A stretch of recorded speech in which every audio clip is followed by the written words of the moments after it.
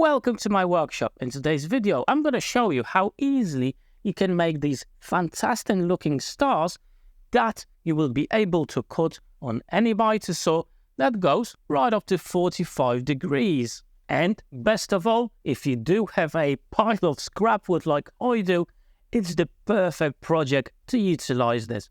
So give me a few minutes, I'm going to pick up a few boards and we'll start. Right then, I've picked up a few boards for our project and now we need to take them to the right dimensions. The thickness of them is 21 millimeters and I'm going to take them to the width of 8 centimeters on my table saw. However, any timber will do for this type of project, even a 2x4 if you really wanted to.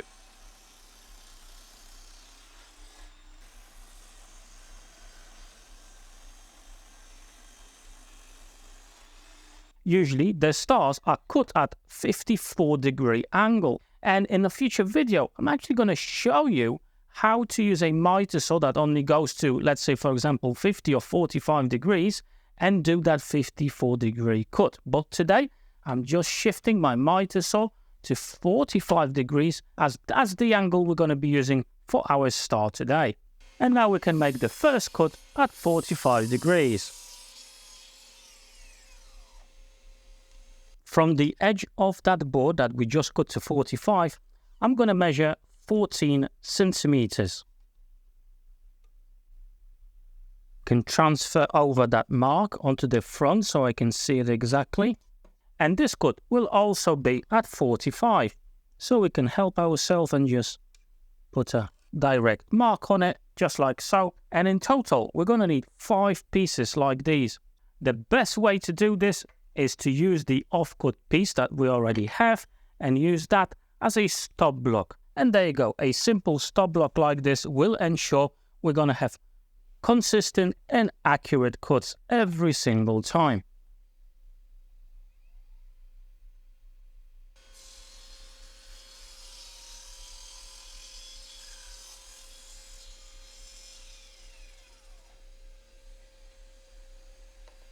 And we should have something like this. We're going to need 5 of them. With all 5 pieces cut, now we need to change the angle on our miter saw. And the angle this time around needs to be at 31.5 degrees. Your miter saw may have a positive stop like I do at 31.6. Now with this type of project, there is always potential for small error. Even a tiny error on one of the sides of your star will multiply the end result. So try to get that 31.5 as best as you can.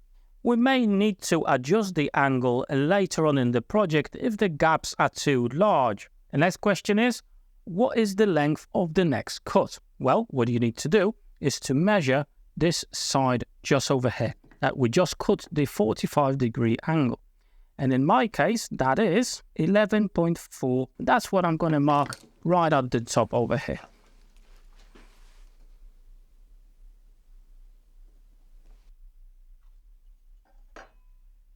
And to speed up the whole process of making the second and third cut, what I'm going to do, I'm going to use an offcut at 45-degree angle that we had and use it as a stop block. I'm going to clamp this down, and now I've got a stop block set up that will ensure I'm in the right position at every single time for every single piece.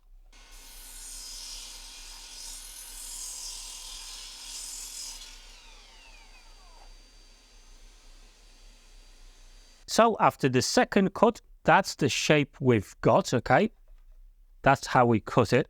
And what you need to do to get the third cut is just flip it upside down like so and make the final cut.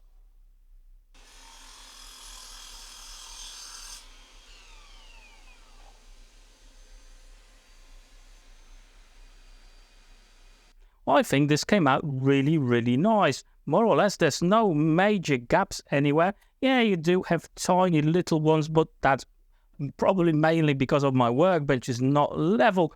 When you add a bit of wood glue and a bit of pressure to it, I think these tiny microscopic gaps will disappear under that. Not bad at all. How about if you actually do have some gaps in your stars? How should you fix it? Well, you can have gaps at the front where they all meet in the center, or at the ends over here, okay? And depending where the gaps are, you need to amend your miter saw. So for example, if you've got gaps right in the middle over here, try to amend your miter saw to the right, okay? So increase the degree that it will cut, but just a fraction of a millimeter, okay?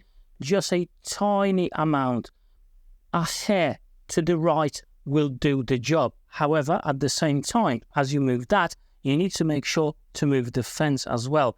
And move it by a millimeter, maybe 2, not more than that. I know the changes are really tiny, but they will make a massive difference, unless your gaps are massive. And as you have guessed it, if you've got gaps right at the ends, just over here, then you need to amend the angle on your miter saw to the left-hand side. Decrease the degree. However, remember that you need to move the fence as well by a millimeter or 2. However, if you don't want to move the fence, you can just use some cards. Put a card or 2 just over here and put your piece against that, and it will be absolutely fine. And there you go. That's our star ready. And as you can see, I've actually made another one from the offcuts I had, a little bit smaller one. So the size, it really depends on what you need. You can do smaller, medium, and even larger ones. No issues at all with the same technique.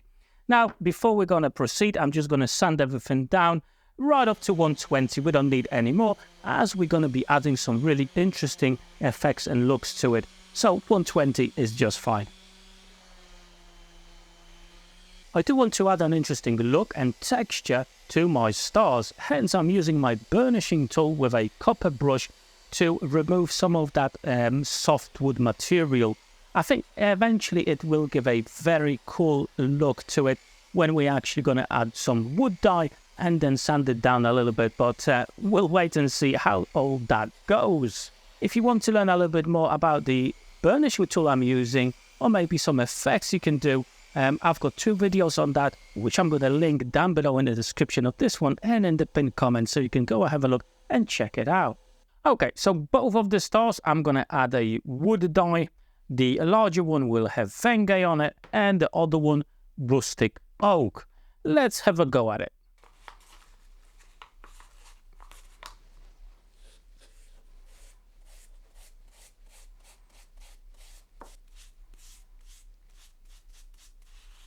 I'm going to remove the excess, just a bit. And I will carry on like this with all the parts.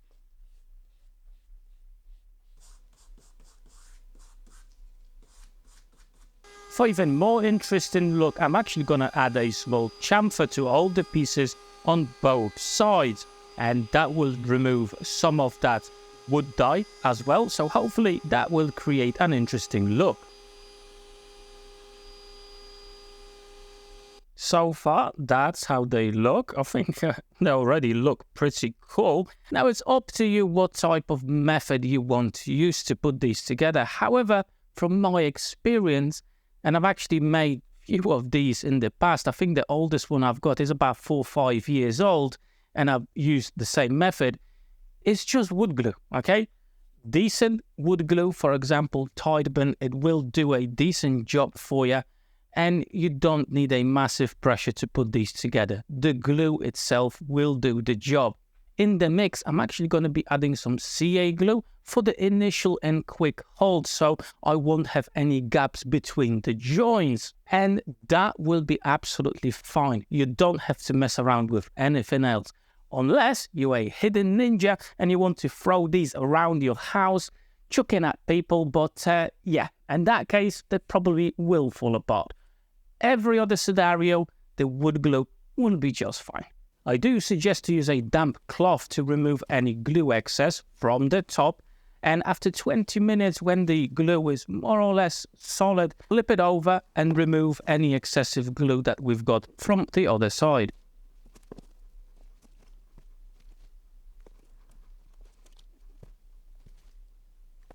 and just apply a bit of pressure with your hands for the CA glue to set, and it will give the initial hold. And as you can see, the glue has finally set. They're nice and solid, and to be fair, you can leave them as that, apply a bit of finish of them. However, I want to get that 3D effect a little bit more and an interesting look. So with 150 grit, I'm just going to give them a light sand overall.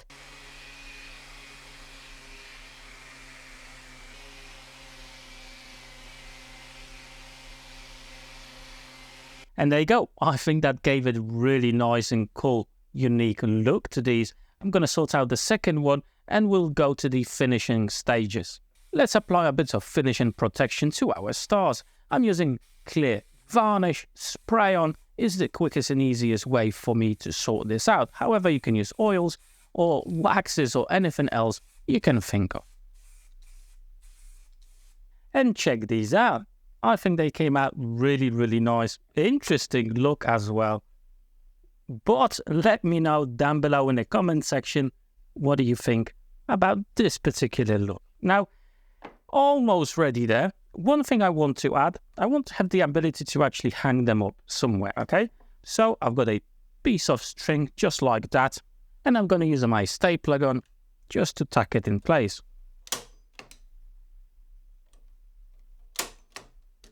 And that will be plenty strong to hang it up somewhere on a wall or even on a Christmas tree or anywhere you really want. And there you go, a nice and simple project to utilize the scrap wood you've got lying about in your workshop. Now, as you know, these stars are made with the 45-degree angle cuts that most of the miter saws will be able to tackle. However, in the future, maybe in a week or two, I'm going to have a second video on making similar stars, however, utilizing the 54-degree cut. And I'm going to show you how you can do that even on a miter saw that doesn't go that far.